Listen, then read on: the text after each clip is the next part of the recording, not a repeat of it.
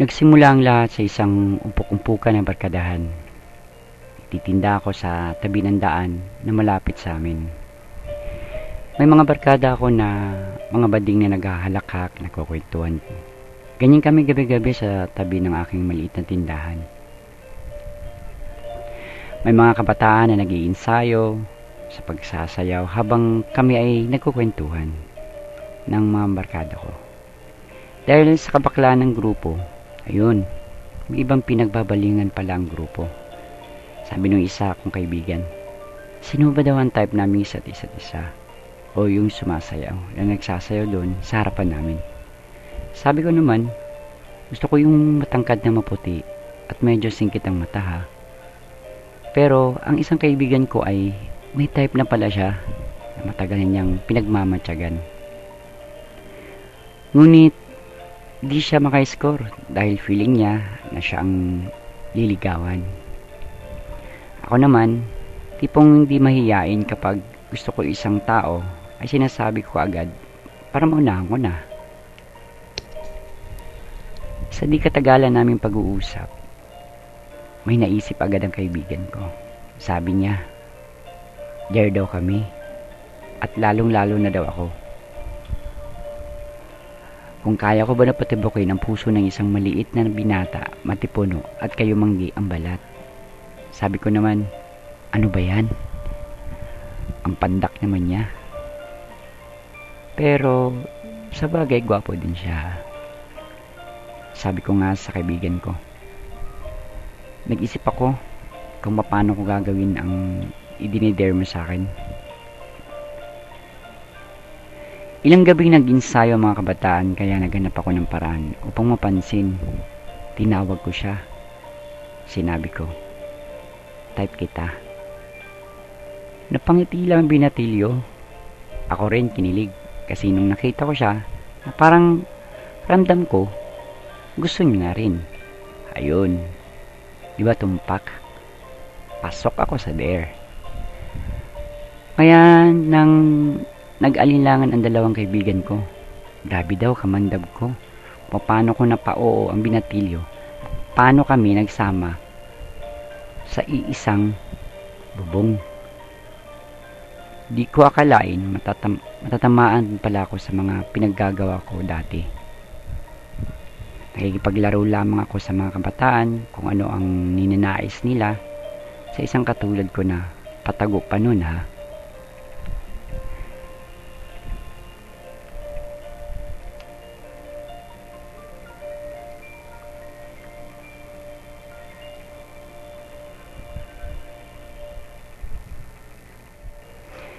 Kaya sinimulan ko na ang pangumpisa sa binatilyo habang kami ay nakahiga at magkatabi sa isang maliit na bayong-bayong na tindahan na tinitiran ko.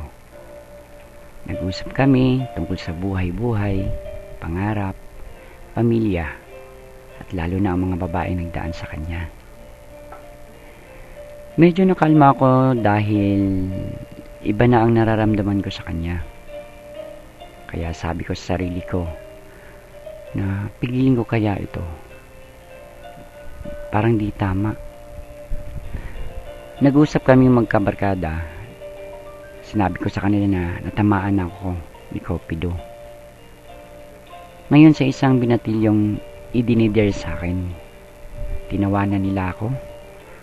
Kasi ako yung tipong discreet noon na nakikipaglaro lamang at naglalaro ng mga lalaking abusado. Di ko na talaga mapigilan, sabi ko. Paano to?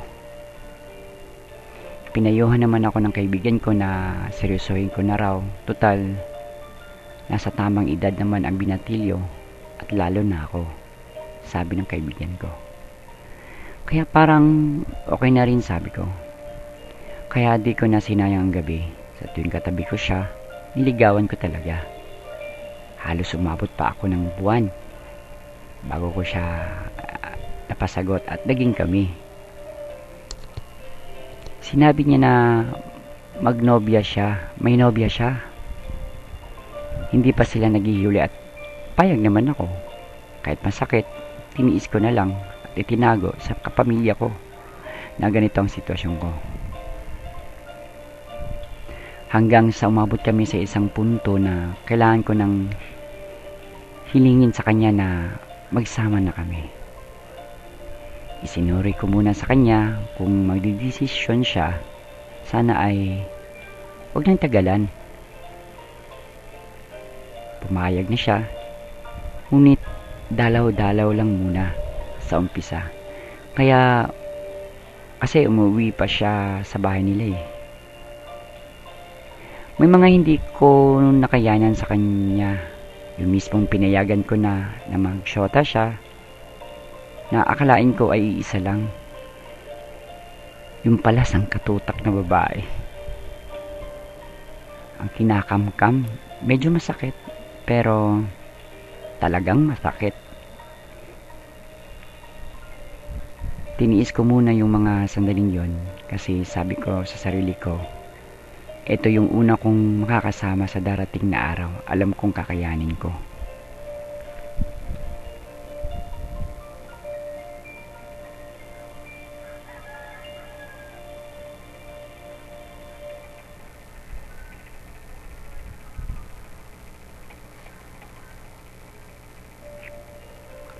Hanggang umabot na ako sa kakaselos na dapat lang na magselos, di ba?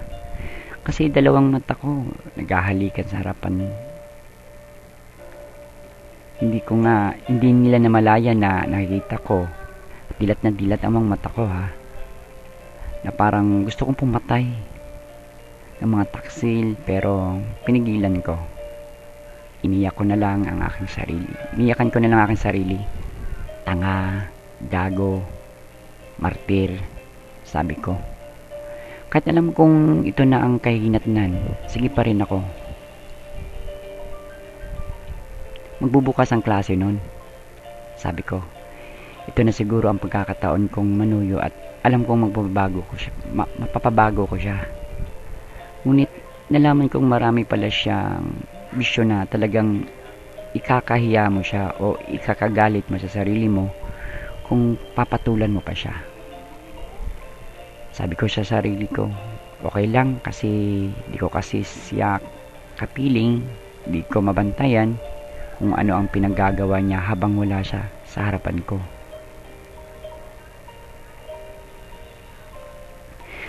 Itinago ko pa sa nanay ko ang mga plano ko sa buhay kasi natakot ako magalit ang nanay ko pag alam nila na eto pala ako, bakla. Lalang, ayaw kong gustong mag-asawa ng babae. Hindi ako masaya.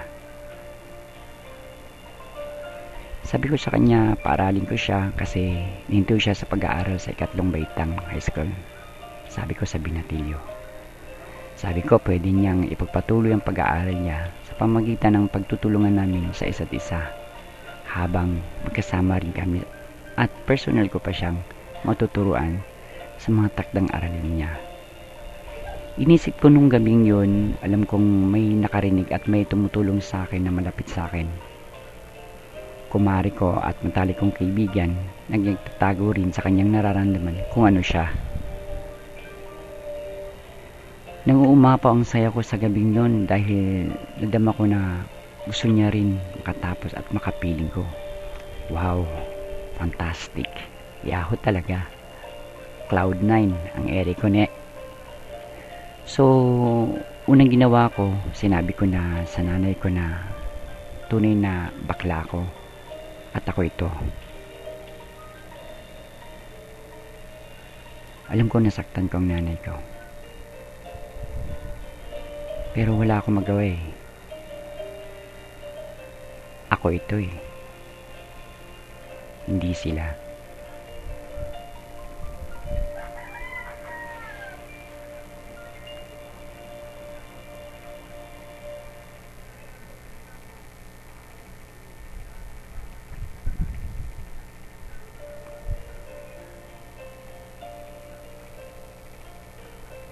Di makapaniwala ang nanay ko, halos lumusyas sa galit.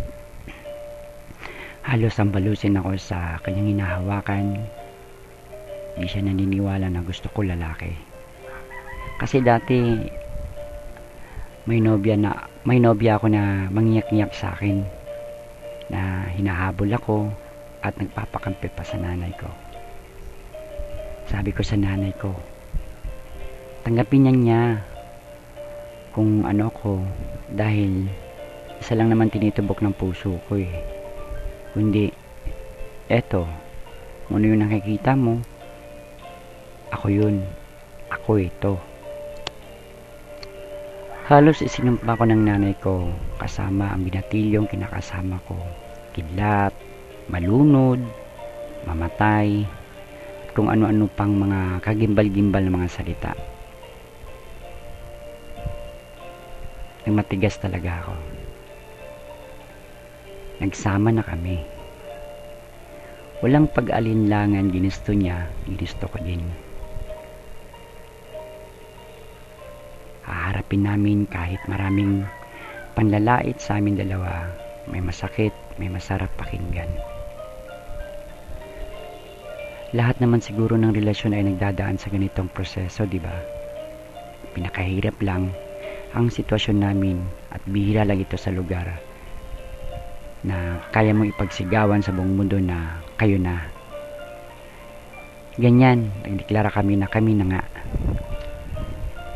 Masaya ako, natural, kasi ako ang unang nakadama ng umibig sa kanya na ganito. Ewan ko lang sa kanya sa panahon na yun. Malay ko ano plano niya. Basta sa akin, matino at seryoso ang lahat ng bagay na pinasukan ko. Hindi lang yon ang pinaka nakakaya sa ginawa naming dalawa. Sabi ko pa sa kanya na ipakilala niya ako sa pamilya niya. Doon, parang ewan. Di ko malaman kung tama ba ang gagawin namin. Sabi ko naman, okay lang yun. Birthday mo naman, di ba? So, sabihin na lang natin na ako nang papaaral sa'yo. Ayun, magandang ideya yun, di ba? Sabi ko sa binatilyo. Kaya, komportable kami nagsama patungo sa kanila. Habang malapit na kami sa bahay nila, maraming nakatingin, tumatawa, nagbubulungan. Sabi ko, kaya ko pa kaya ito? Kaya ko bang umarap sa pamilya niya?